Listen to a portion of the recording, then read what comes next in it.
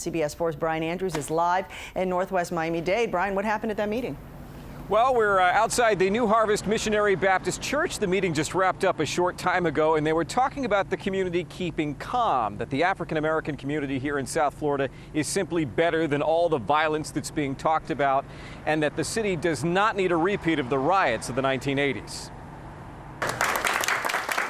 Local attorney and NAACP Vice President Christopher Benjamin told the crowd the jury could have the Zimmerman case by the end of the day Thursday. The defense has rested his case. Law professor Donald Jones, also with the NAACP, says the case reflects a massive racial divide in the country. Justin Bieber can throw signs, wear gold, have tattoos, but no one's going to shoot him on his way home from the 7-Eleven. So this is a real racial issue then? I think that there is an issue of race unmistakably. George Zimmerman claims self-defense, but the meeting brought up the delay in his arrest because Zimmerman claimed the Stand Your Ground law, which State Senator Dwight Bullard and State Representative Cynthia Stafford said must be fixed. You know, Christmas time, I'm looking for a parking place, waited 10 minutes, and somebody scoots in my parking place when somebody backs out, and if I go and knock on the window, I might be dead. In the audience, young members of the community, whom the NAACP says will carry the message cooler heads should prevail, regardless of the outcome. We want you to do the right thing and not go to jail. State Representative Barbara Watson says Miami doesn't need a repeat of the riots 30 years ago. And in some areas, we have never overcome some of the tragedies that fulfilled our community in the 80s. We know that you will reward us openly. In the end, they prayed for God's will to be done and for peace in our community. When we make smarter decisions, when we make smarter choices, it advances the cause of unity.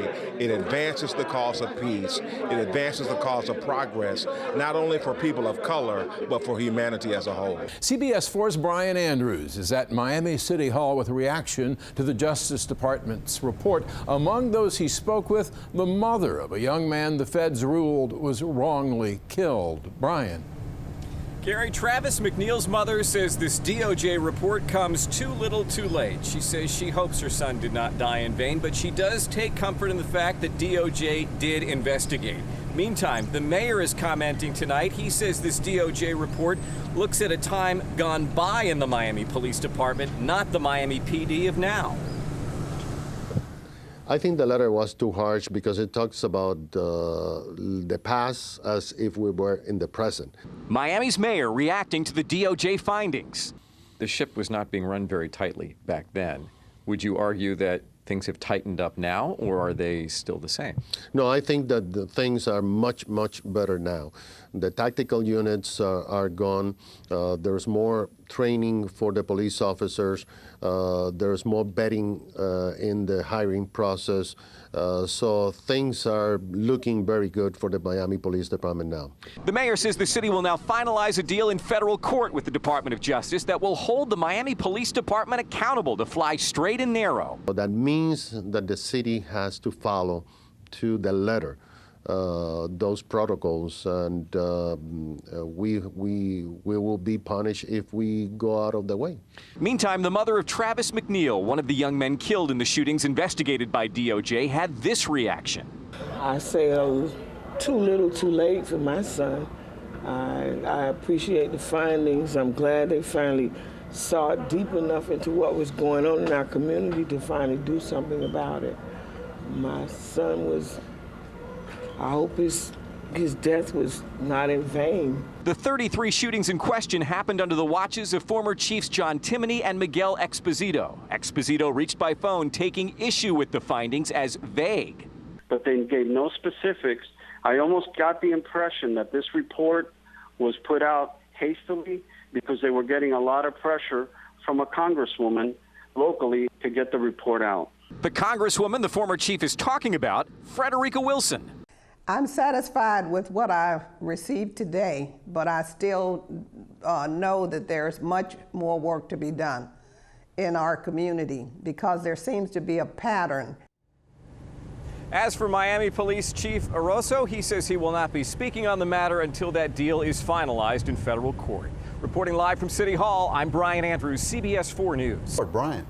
Well, both the chief of police and the mayor say that this DOJ report details problems that were identified by the DOJ from an era gone by.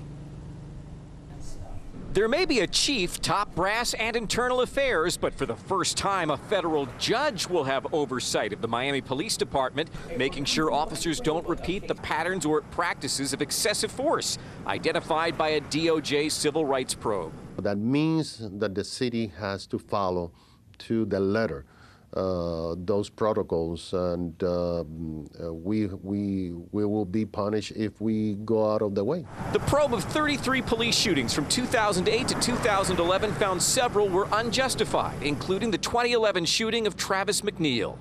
I miss my son very much, and I'm just glad this is, is coming to some type of conclusion. The Fed said there was a pattern or practice of excessive force fueled by poor training, poor supervision, poor planning, poor accountability, and poor decision-making during that time when the police department was run by former Chief Timoney, followed by former Chief Exposito. They gave no specifics. I almost got the impression that this report was put out hastily because they were getting a lot of pressure from a congresswoman. I'm satisfied with what I received today, but I still know that there's much more work to be done. Police Union President Javier Ortiz says the DOJ report makes the Miami PD look like it was run like the Wild West. When you read that report, it seems that we put on our badge and our gun and we go out onto the street to harm people, and that is not the case. And when you really study each one of those cases, for the most part, you can totally understand why you would have to use deadly force. But I think that the community should recognize that this chief and this police department has changed a lot in the last 2 years. Chief Arosa not doing any on-camera interviews tonight, instead sending out an email saying that many of the issues identified by the Department of Justice have been corrected under his watch, and the next step, of course, is finalizing this court agreement.